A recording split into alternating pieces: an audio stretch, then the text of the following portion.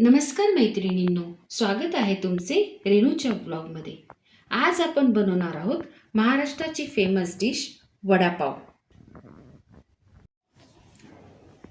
हिरवी मिरचीचं वाटण तयार करण्याकरता मी इथं 12 ते 15 तिखट हिरव्या मिरच्या घेतल्या आहेत, 10-12 लसूण पाकळ्या घेतल्या आहेत, 1 इंच आल्याचा तुकडा घेतला आहे आणि मी एक महत्त्वाचा इन्ग्रेडियंट म्हणजे धने घेतलेत। हे धने भाजून घेतलेत, ह्यामुळे आपल्या बटाटा भाजीला चव खूप छान येणार आहे।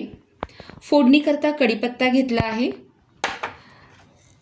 जिरं मोहरी घेतली आहे 1-1 चमचा, हळद घेतली आहे 1 चमचा आणि थोडीशी चिमूटभर हिंग। प्रथम बटाटे वडे बनवण्याकरता मी इथे 6 बटाटे उकडून सालं काढून घेतली आहेत। आता आपण त्याला बारीक कुस्करून घेऊया।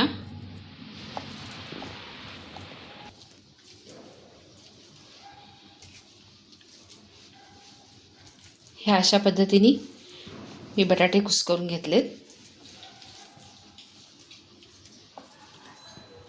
मी मिक्सरच्या भांड्यामध्ये आता हिरव्या मिरच्या घातल्यात, आलं आणि लसूण घालते, धने घालते।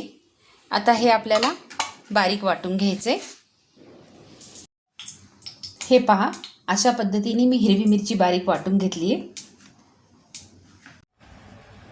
एका पॅन मध्ये मी 1 चमचा तेल घातले, त्यामध्ये आता मी तेल गरम झालं की जिरं आणि मोहरी घालते।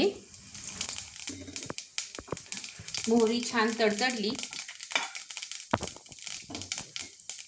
की त्यात कढीपत्ता घालते,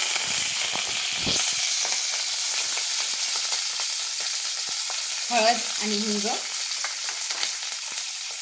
आपण वाटलेली मिरची,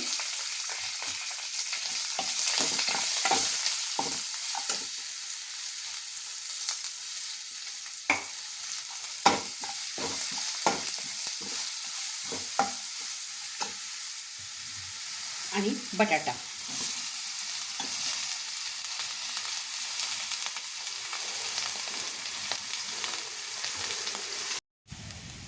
मी त्यात आता मीठ घालते आणि हे सगळं एकदा हलवून घेते।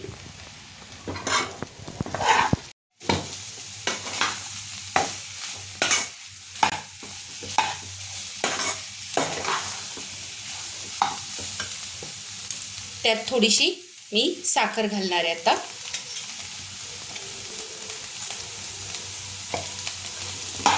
एक छोटा चमचा साखर घातली आहे। हे छान आता आपल्याला मिक्स करून घ्यायचं आहे।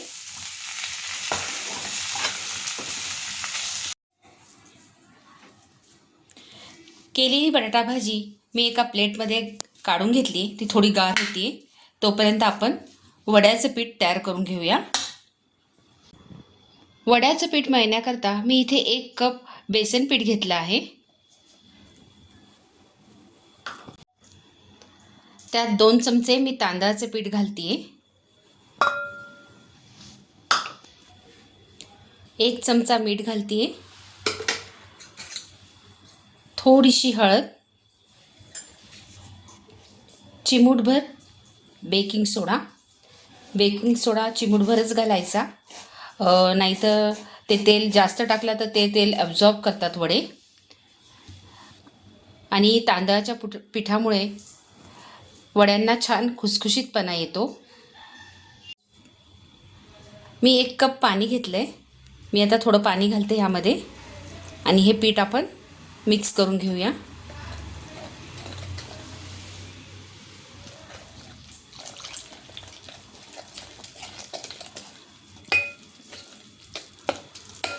अजून थोडं आपल्याला अर्धा कप पाणी लागेल।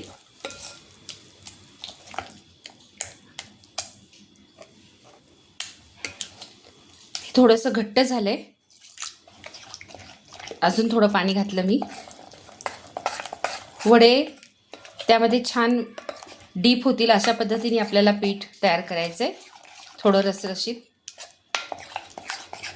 वड्याला ते पीठ छान लागलं पाहिजे। हे पहा, बिलकुल त्याच्या गुठळ्या झाल्या नाहीये। अशा पद्धतीने आपल्याला पीठ तयार करून घ्यायचं आहे। एकीकडे कढईमध्ये मी तेल ठेवले वडे तळण्याकरता गरम करायला. आपण बटाट्याच्या भाजीचे गोळे तयार करून घेऊ. मी मध्यम आकाराचे गोळे तयार करून घेते.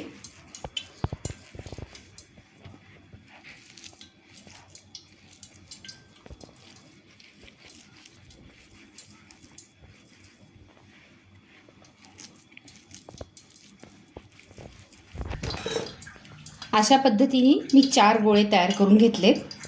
आता आपण हे पिठामध्ये डीप करून फ्राय करून घेऊया. हे पहा, इथे गोळे असे पिठात सोडले.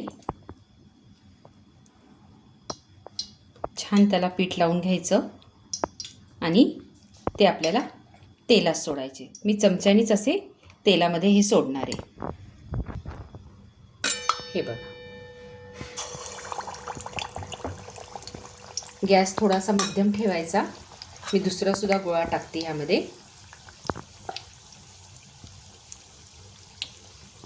हे बघा,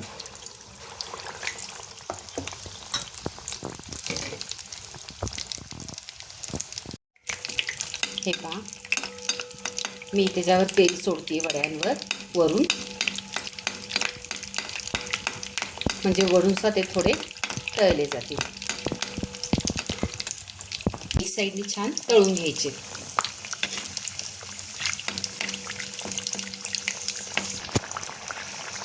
हे पहा, अशा पद्धतीने आपले वडे छान तळले गेलेत दोन्ही बाजूंनी. आता मी ते एका प्लेटमध्ये काढून घेते. वड्याच्या सुक्की चटणी करता मी 10-12 लसूण पाकळ्या घेतल्यात. ह्या थोड्याशा तेलावर अशा मी फ्राय करून घेते. एवढ्या आपल्याला अशा छान फ्राय करून घ्यायच्यात त्या, आणि एका प्लेटमध्ये काढून घेते मी. आता आपण कडक आता त्याची भजी तयार करून घेऊ. अशा पद्धतीने आपल्याला पीठ सोडायचं आहे तेलामध्ये.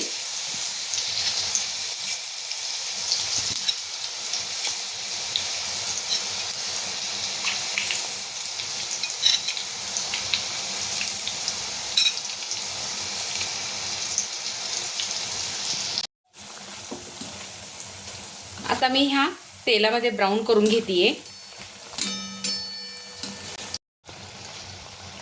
हे पहा, भजी मी तेलात अशी छान कडक तळून घेतली आहे.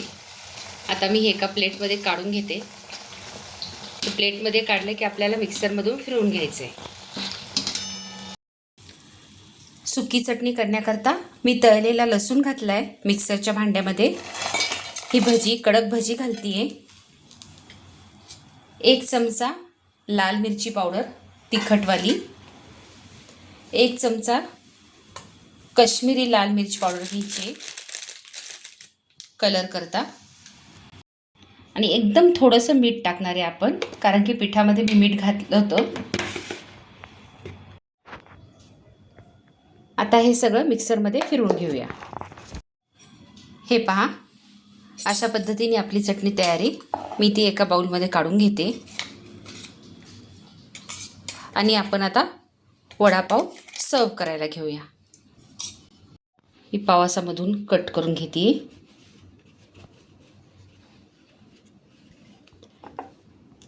त्यामध्ये आपण केलेली ही सुकी चटणी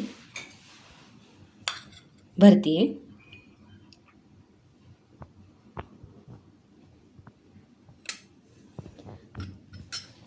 तुम्हाला माझी आजची रेसिपी कशी वाटली हे मला कमेंट करून जरूर कळवा. आणि माझ्या व्हिडिओला लाईक, शेअर, सबस्क्राईब करायला विसरू नका. अशाच माझ्या रेसिपी पाहत राहा आणि बनवत राहा.